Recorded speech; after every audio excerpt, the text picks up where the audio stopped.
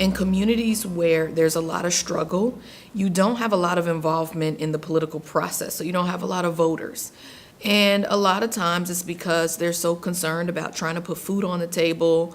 There's a lot of crime happening in the neighborhood. There's just so much going on that threatens their security that they want to focus on as opposed to being involved in the political process. And what that does in turn is make it so when public figures or politicians are campaigning and they're choosing what neighborhoods do I knock doors, what neighborhoods do I go to their communities, they pick the ones with the highest voter turnout, and it's not necessarily the communities that need them the most. If you've never had exposure to living paycheck to paycheck or not even having a paycheck, you lack the proper frame of mind to understand what people are going through.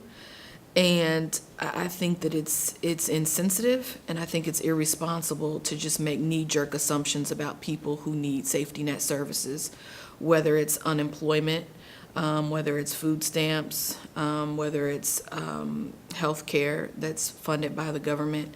Do people take advantage of the system? Of course. But is it to the extent that we should deny people who really need those services? Absolutely not. As an attorney, I worked for a major corporation that closed its doors here locally, and I was left without a paycheck or health care at a time when I was newly diagnosed with a liver disease. And it was hard. And, most people think that, you have a doctorate, you're a practicing lawyer, those things don't touch you, but they do. It touches everyone. It touches every household.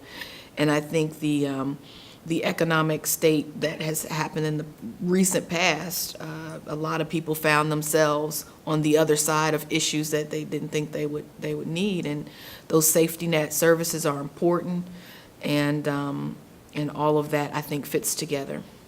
I was grocery shopping. I love to cook. That's one of my favorite things. And so I was grocery shopping to try out a new recipe, and I was in the checkout line.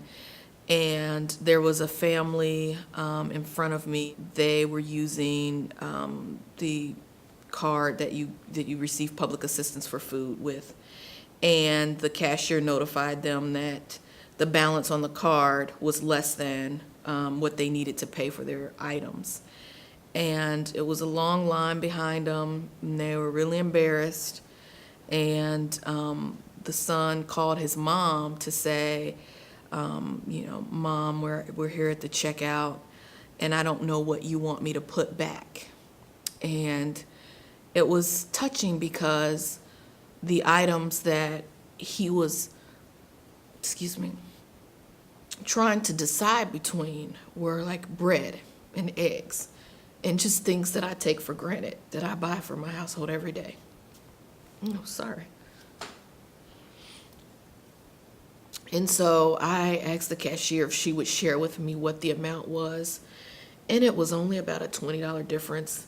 And so I gave them the difference, and he was so happy and was just, thank you so much. And he asked me for my name, and I said, oh, it's nothing.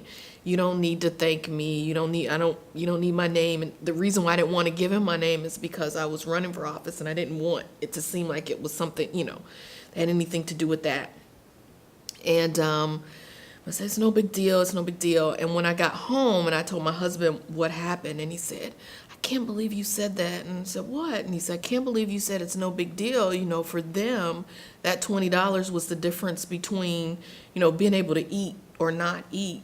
And, you just made it seem like that was nothing. And I thought about it, and I felt so bad because I'm like, I never, ever meant it in any, way to make them feel, less than.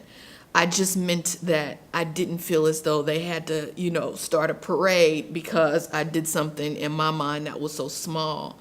But thinking back on it, I wish I never would have said that because, my basket was, full of just nonsense, nothing that, I needed to get through the day. It was all things that I just wanted to have, nothing that we needed.